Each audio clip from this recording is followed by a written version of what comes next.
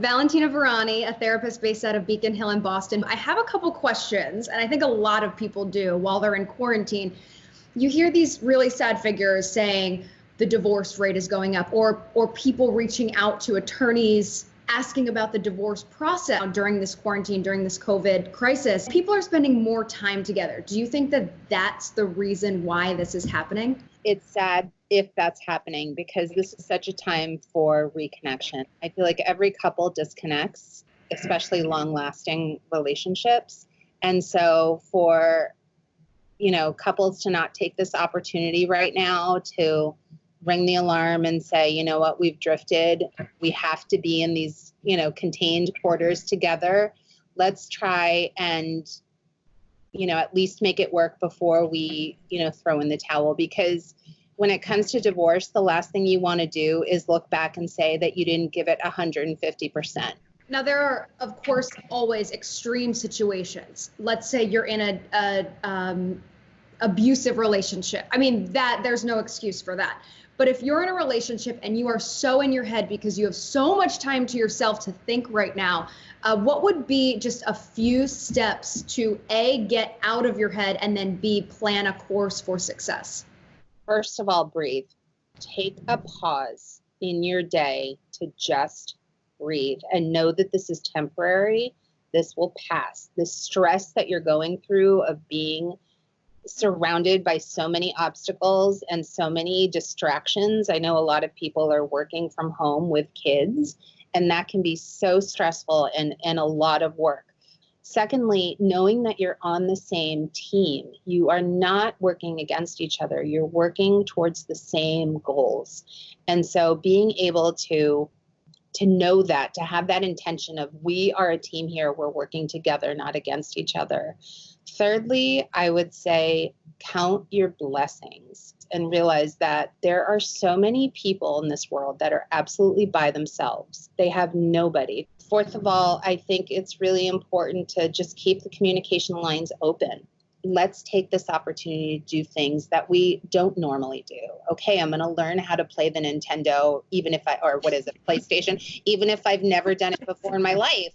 Like this time, I'm going to try it with you because we can take the opportunity to reconnect.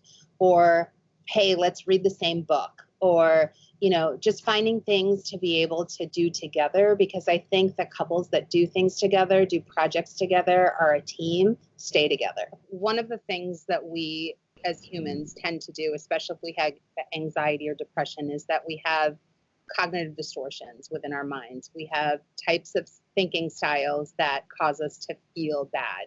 And one of those that is used by everyone, but especially people who suffer from anxiety, is called catastrophization. And so when you're in a state of when you're in a state of mind of catastrophization, you assume the worst case scenario.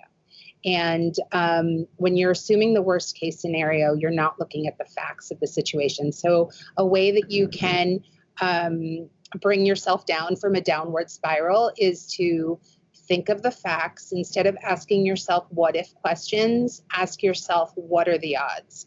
And so breaking down the facts, you want to look at the advantages and the disadvantages to the situation that you're in, and then listing out what's real, what is a real threat versus what is something that you're making up in your mind or making it worse than it actually is. Me, for example, my boyfriend and I are in a long distance relationship, and I'm very grateful that I was with him when the quarantine went into effect, and we were in spring training in Arizona, and now we're in San Diego. So we're spending more time than we've ever spent. I mean, we're going on 2 months now of being together every single day without friends and lunch dates and work and all these other things, let alone 3,000 miles.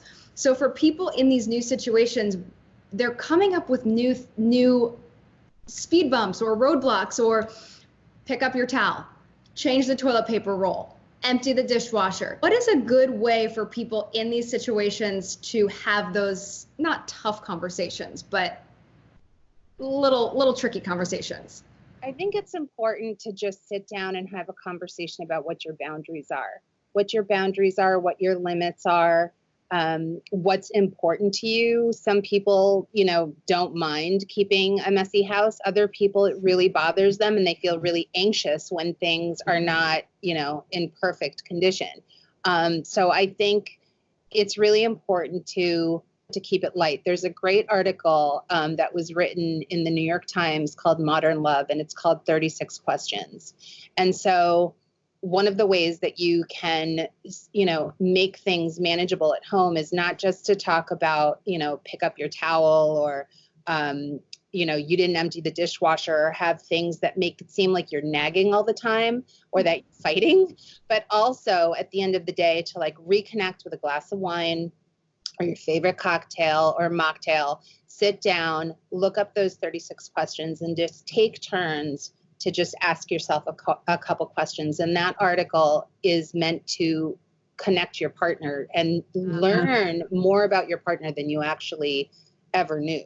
Guilty again. I can sometimes come off maybe a little anxious or a little, I need this done right now, or just a little too much. It's not just you, Kacie, it's quintessential women. Women want it done and they want it done now. And then a man will say, yeah, I'll get to it. I'll do it, but on his own time frame. But I don't like asking for help to begin with. Unpack that if that's somebody's issue.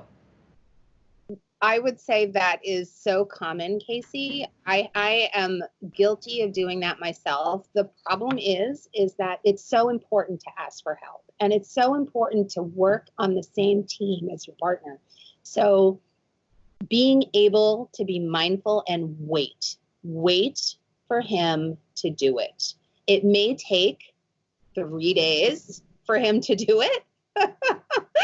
But it's important that you wait. Otherwise, you're going to be doing everything all the time yourself. Take the time to say, okay, do I need this done in 5 minutes? If you need it done in 5 minutes, then do it yourself. Ask for help because that's important. He wants to help you. Men are problem solvers. They want to be there for you. And if somebody maybe wants to talk to their partner, it could be anything about something that's annoying them, a personality tick. It could be that they feel like their husband or wife is moody sometimes. How do you start that conversation? Because sometimes words are really hard for people and tone is really important. Well, along the lines of not to sweat the small stuff, you have to ask yourself, is this really important? Or can I change my mindset about this? Like, can I tune out the fact that they're chewing with their mouth open? Can I tune out the fact that they're humming all day long? Like, can you tune those things out, or is it important and necessary to have a conversation about it? And then trusting that your partner is going to be okay if you have the conversation with them. You, I'm sure, have clients texting, calling, emailing you at all hours of the day or night right now because everybody's at home. What are some of the biggest questions or issues you're hearing about or being asked about? I think the biggest thing that people are struggling right now is isolation and anxiety. There's a lot of uncertainty about what's going on right now in our world, in the state of our world and what's to come. And also the isolation that people are feeling from being, from the social distancing. Some people are in a tiny 600 square foot apartment with their partner and dog and kids. What about sharing that space and having alone time? Balancing. I think it is really important to have alone time and to talk to your partner about the importance of alone time without getting offended, saying, babe, I love you, but I just need some time to myself. And what will probably happen is that your partner will appreciate you for it because they're feeling the same way. I feel like I'm an introvert and extrovert. I love being around people, but I'm good. Like, I am cool in quarantine. I love my friends and my family and everybody dearly, but I'm good. Like, I'm fine. But some people, I have a lot of girlfriends who need that human connection. Zoom, happy hours, FaceTime calls, it's really not doing the trick. So what are some things for people? What are a few steps that they can do to cope with that? One of the things that they can do right now is professional and personal development. So I know that there's a class in Yale, right from Yale, that is online and it's free. And it's a course called The Science of Wellbeing. And there's millions of people taking that class right now. It's like a 6-week course around there. And these are like one of many things that are out there today that you can focus on. So it's not just about scheduling time with your friends or scheduling time with family members, but also taking the time to schedule time for yourself. And truly, I think a really helpful tip that was suggested to me, which I have been doing and it's great, is get dressed for work every day, or get dressed in your best self every day. Put makeup on, make yourself feel like as if you were going to have a really productive day. And schedule your day around meal. Have breakfast, and then after that, if you would typically go to work, or for those of you that are not working right now, take that time for personal development. Take that time for the online course that you've been thinking about, or that certificate course that you've been thinking about for so long. And then, after lunch, get your body moving, do some exercise. And then after that, you can schedule a time to do some more work or to do some more personal professional development. And then after work, you can schedule your time with your friends. So it seems like, or with your family, it seems like a full day. And you know what you can do in between then for people that are at work is schedule connecting with your coworkers via virtually. So just like it was at work where you take some time to just kind of have a cup of coffee with your coworkers and laugh, go ahead and schedule those times in too, because it's important to feel like you're living a productive day, and that you're not just sitting at home in your pajamas doing nothing. I've spoken to you about this in the past. There is a stigma for some people around seeking professional help. I'm a proponent of that, 7 days a week, 365 days a year. But right now, I think it's especially important for people to seek professional help if they need it. Can you speak to that? Absolutely. I think people should, if they're thinking about it, just pick up the phone, look at Psychology Today, find a therapist that's in your area, that's in your zip code, that you connect with via their profile, and then just make the call. Because right now, all therapists are at home doing telehealth, being able to access anyone from all over the world. They're available to you. I think it's important to get professional help from someone that's trained to have a different, unbiased perspective of your life. If someone's out of work or doesn't have insurance or can't seem to find somebody in their zip code, what are options in that case? Most therapists are self-pay, so a lot of them have sliding scale fees that you could have a conversation with them about what those fees are. And then based on your situation, there is a therapist out there for everyone.